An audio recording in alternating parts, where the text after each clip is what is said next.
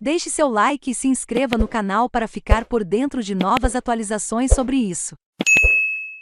Esquenta dos mercados. Bolsas no exterior reagem aos balanços de ontem e aguardam inflação dos Estados Unidos. Ibovespa acompanha grandes bancos hoje. O aumento da CSLL dos bancos, publicada em edição extra do Diário Oficial, coloca as instituições financeiras em foco nesta sexta-feira. O último pregão da semana será marcado pelo dado mais esperado dos últimos dias. As bolsas pelo mundo aguardam os dados de inflação dos Estados Unidos, medido pelo Índice de Preços ao Consumidor, PCE, em inglês. A divulgação acontece na semana anterior à decisão de juros do Banco Central por lá. O Federal Reserve reúne o FONC, o Copom americano, nas próximas terça-feira, 03, e quarta-feira, 04, para decisão sobre o aperto monetário norte-americano. Na contramão do que afirma Jerome Powell, presidente do Fed, a economia americana não está tão robusta quanto o esperado. A primeira leitura do PIB dos primeiros 3 meses do ano apontou para uma queda de 1,4%. As previsões davam conta de alta de 1,0% no período. Após a divulgação do PCE, o Banco Central americano pode entender que a alta de 50 pontos base nos juros não é o suficiente para conter a alta dos preços.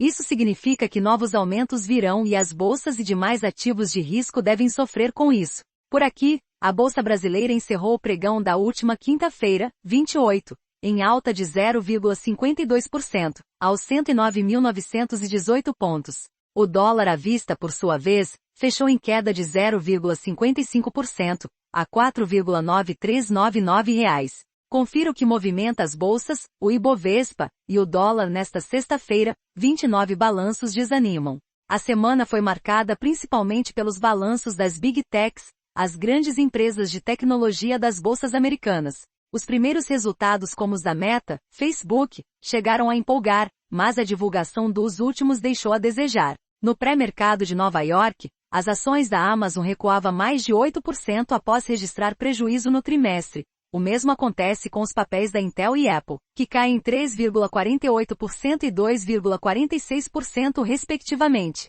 A empresa de Jeff Bezos teve prejuízo de 3,8 bilhões de dólares nos primeiros meses de 2022. Já a Intel teve uma receita decepcionante também. Os fabricantes do iPhone alertaram sobre os impactos dos gargalos estruturais e lockdowns na China, que podem pressionar as margens no próximo semestre. E as bolsas caem dessa maneira. Os futuros de Nova York apontam para um início de pregão no vermelho, com o índice futuro do Nasdaq, a bolsa de tecnologia americana, em queda de quase 1%. Na Europa, as bolsas reagem à divulgação do Índice de Preços ao Consumidor, CPI, em inglês, e PIB da zona do euro. A inflação veio levemente acima do esperado, mas a atividade econômica também subiu no período, o que sustenta a alta da manhã. O fechamento da Ásia foi positivo, com a Bolsa de Tóquio fechada em virtude do feriado local. Mas os demais índices fecharam em alta, de olho nos estímulos econômicos da China à economia. Taxa de desemprego e dados do BC.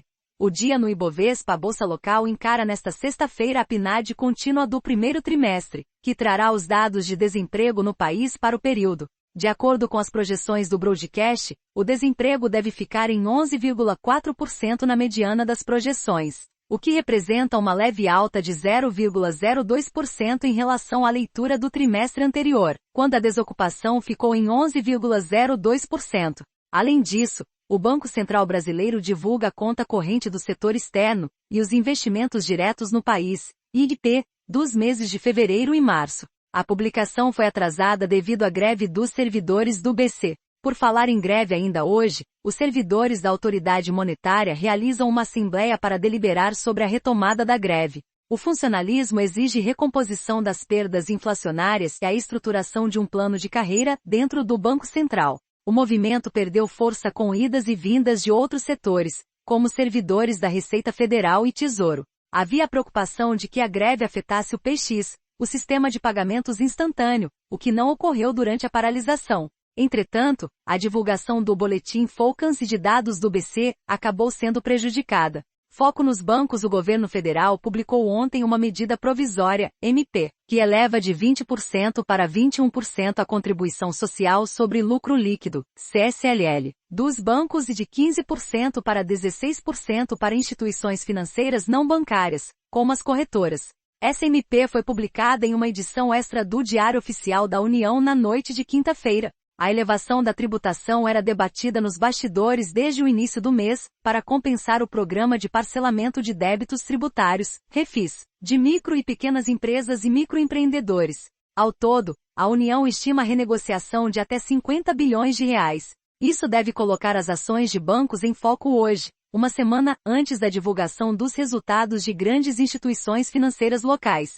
Sobe aqui, corte ali. Ainda ontem, o governo decretou um corte linear da alíquota do Imposto sobre Produtos Importados, IPI. Agora a redução foi ampliada de 25% para 35%, o que representa uma queda de 15,2 bilhões de reais em arrecadação federal. Apesar de a redução de impostos ser aparentemente positiva para o consumidor, o governo tem usado o abatimento fiscal para ganhar apoio político antes das eleições de outubro deste ano. Vale ressaltar que a popularidade do atual presidente, Jair Bolsonaro, permanece em baixa, ainda que venha ganhando espaço nas pesquisas de intenção de voto. Agenda do dia IBGE.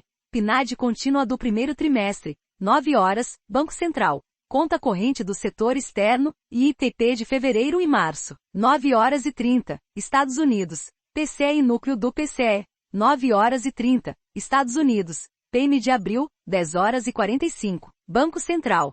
Servidores do BC fazem assembleia para deliberar sobre a retomada da greve, sem horário. Balanços do dia antes da abertura. Chevron, Estados Unidos, ExxonMobil, Estados Unidos, AstraZeneca, Reino Unido.